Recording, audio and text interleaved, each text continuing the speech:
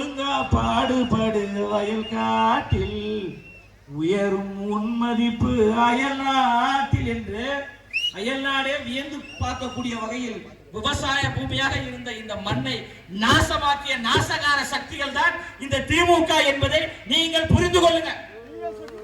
தீய சக்தி. இங்க வந்து ரொம்ப ஒரு ஃபேமஸான ஒரு கடவுள் இருக்காரு. யாரு? ஆதி ஆதி ஆதி லக்னேஸ்வரர் சாமி வந்து ரொம்ப ஒரு ஆன்மீகம் பவர் கொண்ட ஒரு கடவுள். அப்ப அந்த கடவுளின் ஆசீர்வாதத்தோடு திரும்ப திரும்ப நம்ம சொல்லுவோம், ஓம் சக்தி பராசக்தி, ஓம் சக்தி பராசக்தி, திமுக தீய சக்தி என்று சொல்வதற்கு காரணம் என்னன்னா, இது போன்று தீமைகளை செய்ததால் தான். நம்மளை எதிர்கொள்வதற்கு திராணி இல்லாமல் நம்மளை இப்ப கூட நீங்க பாத்திருப்பீங்க, ஆம்புலன்ஸ் அப்படி போறதுக்கு ஒரு வழி இருக்கு. அங்க வழி இருக்கா இல்லையா? ஏன் இந்த பக்கமா போனோம்? ஆள் இல்லாத ஆம்புலன்ஸ் ஏன் கொண்டு? இதைதான் கரூர்ல பண்ணாங்க அயோக்கியர்கள். இதை தான் கரூரில் பண்ணி 41 பேரை கொலை செய்த அயோக்கிய கட்சி தான் இந்த திமுகவினுடைய கட்சி.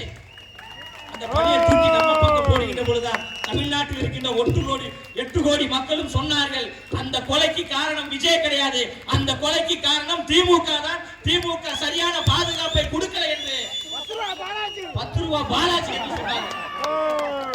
அதே ஃபார்முலா அந்த பக்கம் போயிருக்கலாம். ஆனா அப்பையும் நம்முடைய தோழர்கள் வழிவிட்டு நாங்கள் ஒழுக்கமான கட்சியை சார்ந்தவர்கள், ஒரு சுத்தமான ஒரு குடிநீர் இல்லை, விவசாயம் செய்வதற்கான வாழ்வியல் இல்லை, படித்தவர்களுக்கு ஏற்ற வேலை இல்லை, ஒரு தரமான மருத்துவமனை இல்லை. படித்தவர்கள் எல்லாம் இந்த ராமநாதபுரத்தை விட்டு, இந்த தொகுதியை விட்டு வெளிநாட்டுக்கு போய் ஏன் வேலை செய்யணும்?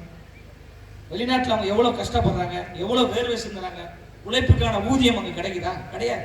அப்ப இந்த பூமியை, இந்த தொகுதியை ஒரு வளர்ச்சியான ஒரு தொகுதியாக மாற்றுவதற்கு இந்த 75 ஆண்டுகள் திமுகவும் அதிமுகவும் மாறி மாறி எந்த முயற்சியும் ஏன் முன்னெடுக்கல?